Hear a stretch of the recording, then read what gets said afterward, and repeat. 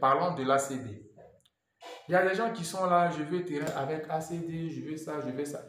L'ACD, c'est tout un processus. Tout le monde peut, aujourd'hui avec les nouvelles technologies, avec les ordinateurs, mais quelqu'un peut prendre l'ACD de quelqu'un d'autre, effacer, modifier, faire des fichiers, et puis vous dire, je te vends un terrain avec ACD, vous allez vérifier les numéros juste, puisque vous n'êtes pas allé à la base de données, vous n'êtes pas allé au ministère, vous n'avez rien fait. Quelqu'un vient, c'est juste un papier imprimé, c'est tout. Donc, ce que vous devez comprendre, moi, personnellement, je ne vends pas de terrain, je ne conseille pas aux gens d'acheter des terrains avec ACD, avec tout ce que nous connaissons comme margouille. C'est mieux d'acheter des terrains approuvés avec attestation villageoise.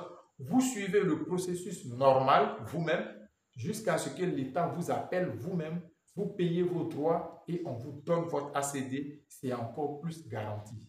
Je prends le cas. Nous qui, par exemple, nous qui sommes de la diaspora, parce que je réside au Maroc, et je sais, au Maroc, un temps, il y a des gens qui s'asseyent à la maison pour dire que j'ai vu quelqu'un qui va me faire la carte de séjour. Ça ne se fait pas. Ou bien quelqu'un en Côte d'Ivoire ici, je suis assis chez moi à la maison et puis ils vont venir me donner le permis de conduire. Ça ne se fait pas. C'est juste quelque chose, c'est des machines qui impriment. Ils vont vous donner. Mais est-ce que c'est bon? Ce n'est pas le bon. Par contre, quand vous suivez le processus normal, par exemple, vous qui êtes en France ou aux États-Unis, on vous dit par exemple, vous partez à la préfecture de police, pour faire la carte de séjour, on a besoin de votre extrait de naissance, copie de votre passeport légalisé à l'ambassade, casier judiciaire, tel document, vous produisez ça, vous payez telle somme, vous partez, vous enregistrez. Quand vous avez la liste complète des documents qu'on vous demande, vous partez, on vous enregistre, vous payez le droit. Quelque temps après, on vous donne votre récépissé, vous-même vous partez retirer votre récépissé, vous êtes fier. Lorsqu'un policier vous arrête, vous n'avez pas peur du document que vous avez. Et puis après, on vous appelle pour vous remettre la carte maintenant.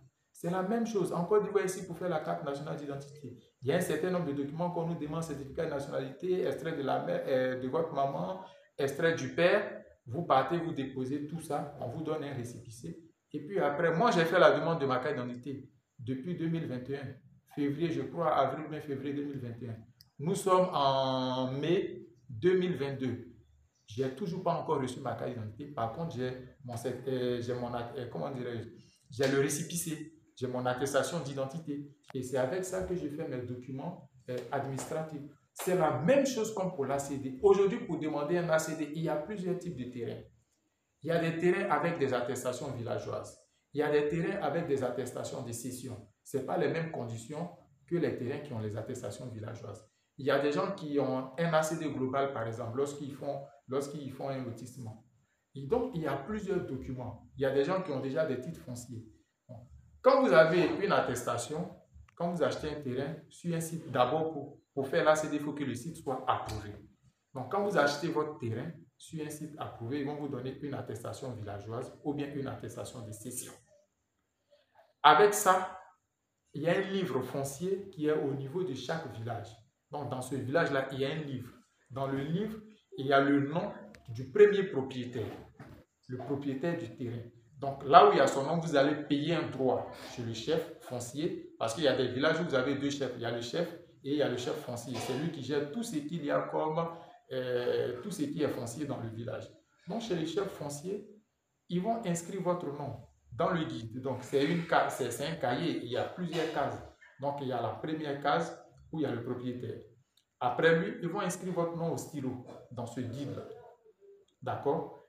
Après, les géomètres vont vous faire ce qu'on appelle le dossier technique. Dans le dossier technique, vous avez les feuilles de calcul, vous avez le papier calque, l'extrait topo, mais l'original qui est en papier calque, et vous avez 21 copies imprimées en format A3, format papier A3. Donc, c'est ces 21 copies-là qui vont aller déposer au ministère de la Construction. De là-bas, ils vont envoyer ces copies dans plusieurs services, parce que l'ACD, c'est plusieurs services qui interviennent. Il y a la justice, il y a le trésor, il y a la conservation, il y a le cadastre, il y a les impôts, et puis il y a le ministère de la construction. Donc, impôts et autres, ça c'est le ministère de l'économie et des finances. Donc, la première des choses, une fois que vous avez tous ces documents-là, une fois que vous avez acheté votre terrain, vous avez fait l'extrait topo, on vous a fait l'inscription dans le guide, il y a ce qu'on appelle les huissiers de justice, mais aujourd'hui on les appelle commissaires de justice. Ils vont faire un compulsoire de justice. Donc, ils vont aller dans le village, Regardez effectivement qu'il y a votre nom dans le guide. Ils vont photocopier cette page-là, l'original, légaliser ça au niveau du ministère de la Justice, aller au niveau de la construction. C'est l'huissier qui le fait, le commissaire de justice. C'est lui qui va aller parce qu'il est payé pour ça. Il va aller au niveau du ministère de la Construction pour voir effectivement si votre nom a été transmis là-bas aussi. Parce que là-bas, ils ont un autre guide. Donc là-bas, c'est la chefferie qui transmet votre nom là-bas. Une fois ils le constatent, ils vont décharger. Le ministère de la Construction va décharger effectivement qu'ils ont reçu votre nom au niveau du guide foncier légalisé, signé par le commissaire de justice. Et ensuite, c'est comme un cahier en fait, le compulsoire de justice. Donc, tout ce qui est documents afférés au niveau de votre terrain, tous ces documents-là sont légalisés, y compris vous-même vos pièces, votre passeport ou bien votre pièce d'identité. Tout ça, c'est les copies de tout ça avec les attestations villageoises qui sont légalisées, copies légalisées dans le compulsoire de justice. Donc, c'est tout ce dossier-là. Généralement, le compulsoire de justice, c'est vous qui gardez l'original. Au niveau de la construction, ils ont besoin que d'une copie, des photocopies. Et c'est tout ce lot-là, dossier technique. Vous gardez aussi une copie de l'extrait topo parce que c'est avec ça que vous pouvez faire, que vous allez donner à votre technicien pour vous faire vos plans et tout ça. Donc, les autres copies-là, plus vos pièces d'identité et les documents du terrain, on dépose ça au niveau du ministère de la Construction. Ce n'est pas un dépôt. Ils vont vérifier d'abord, quand vous envoyez votre dossier, déjà ils vérifient que le site est approuvé au niveau du ministère. On vous demande tel dossier, c'est prêt. On demande tel dossier, donc une fois le dossier est complet, ils vont prendre ce dossier-là, vous allez payer 100 000 francs, 101 000 au niveau du guichet unique de la construction. Et en ce moment-là, on vous enregistre, on enregistre votre dossier et on vous remet un reçu parce que tous les originaux vont rester au ministère de la Construction. Donc l'attestation originale, vos pièces, tout ce qui est affaire au terrain vont rester au niveau du ministère de la Construction, sauf le compulsoire de justice, où vous gardez l'original. Donc le ministère, une fois ils prennent ça au niveau de la construction, ils ont un délai, 1 mois, 2 mois, 3 mois. Après, ils vont envoyer votre dossier au niveau de la conservation foncière. Eux aussi, ils vont faire les études, ils vont mener les enquêtes. S'il n'y a pas quelqu'un qui a demandé un autre ACD dessus, s'il n'y a pas opposition, s'il n'y a pas un litige, ils vont attendre parce que s'il n'y a pas de réclamation, ils vont valider votre dossier pour envoyer ça au niveau du cadastre. Généralement, la conservation, cadastre, impôt, eux tous, ils travaillent ensemble. Donc, ils envoient votre dossier au niveau du cadastre. S'il n'y a pas de problème, en ce moment-là, ils vont donner les avis favorables. Ils vont vous créer ce qu'on appelle le BM. C'est une convocation et ils envoient votre dossier au niveau du ministère de la Construction. La Construction va vous appeler. Monsieur, votre BM est sorti, venez récupérer votre lettre. Vous partez, vous récupérez le dossier. Et c'est avec ce fichier-là, ce document, que vous allez partir au niveau des impôts encore. Au niveau des impôts, maintenant, ils vont vous programmer pour aller faire ce qu'on appelle bornage contradictoire. Vous allez aller faire un bornage contradictoire au niveau du lotissement. Donc, ils vont vous donner des agents des impôts qui vont partir avec vous sur le site pour vérifier les bornes, pour savoir que le terrain n'est pas sur une rue, il n'y a pas de servitude, il n'y a pas de problème. Ils ont constaté s'il y a un bâtiment sur le terrain ou bien si le terrain n'est pas encore mis en valeur, si c'est les EVA, qu'est-ce qu'il y a sur le terrain. Ils vont faire ce constat-là parce que c'est avec cette valeur-là aussi qu'ils vont calculer le droit des impôts que vous allez payer chaque année sur le terrain.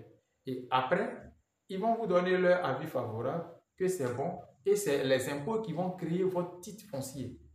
Voilà. Une fois ils ont créé votre titre foncier, c'est le premier document que vous gagnez au niveau de votre terrain. Aujourd'hui, à Abidjan, il y a les immeubles qui ont seulement que des titres fonciers. Donc, avec le titre foncier, vous pouvez introduire un permis de construire. Ça veut dire que le dossier n'est plus au niveau, il n'y a plus de litige, il n'y a pas de réclamation. Donc, on commence à traiter vos dossiers.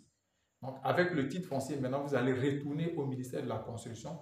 Les impôts vont retourner votre dossier au niveau du ministère de la Construction pour dire, voici le titre foncier de telle personne que nous avons créé. Vous pouvez maintenant créer son ACD.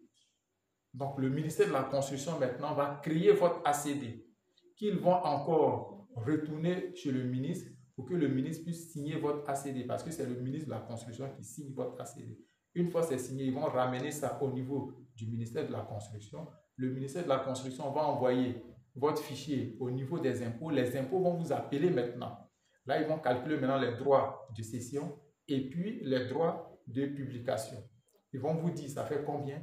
Vous payez ces droits-là et ce n'est pas fixe. Chaque lotissement, chaque zone a ses droits et ça dépend même de la période aussi. Parce que le même lotissement, si vous avez demandé l'ACD aujourd'hui, que quelqu'un qui va venir demander l'ACD dans 2 ou 3 ans, vous n'allez pas payer la même chose. Dans 2 ou 3 ans, le site va encore prendre de la valeur. Donc, ceux qui vont venir vont payer encore plus cher pour avoir l'ACD.